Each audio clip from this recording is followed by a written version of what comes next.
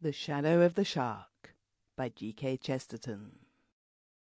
It is notable that the late Mr. Sherlock Holmes, in the course of those inspiring investigations, for which we can never be sufficiently grateful to their ingenious author, seems only twice to have ruled out an explanation as intrinsically impossible, and it is curious to notice that in both cases the distinguished author himself has since come to regard that impossible thing as possible, and even as positively true.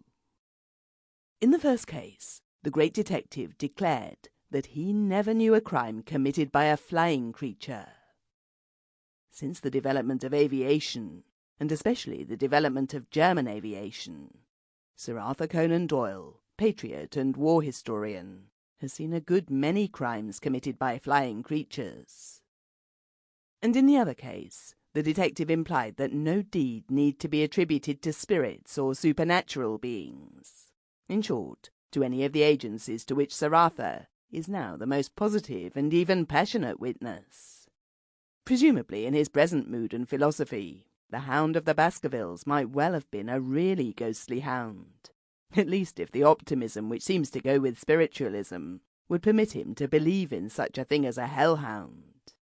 It may be worthwhile to note this coincidence, however, in telling a tale in which both these explanations necessarily played a part.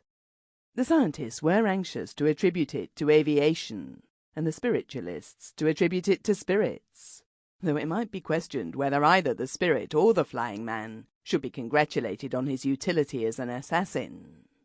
A mystery which may yet linger as a memory, but which was in its time a sensation, revolved around the death of a certain Sir Owen Cram, a wealthy eccentric, chiefly known as a patron of learning and the arts, and the peculiarity of the case was that he was found stabbed in the middle of a great stretch of yielding sand by the seashore, on which there was absolutely no trace of any footprints but his own.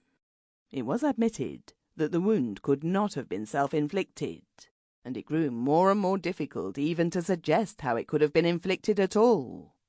Many theories were suggested, ranging, as we have said, from that of the enthusiast for aviation to that of the enthusiast for psychical research, it being evidently regarded as a feather in the cap either of science or spiritualism to have effected so neat an operation. The true story of this strange business has never been told. It certainly contained elements which, if not supernatural, were at least supernormal. But to make it clear, we must go back to the scene with which it... Sample complete. Ready to continue?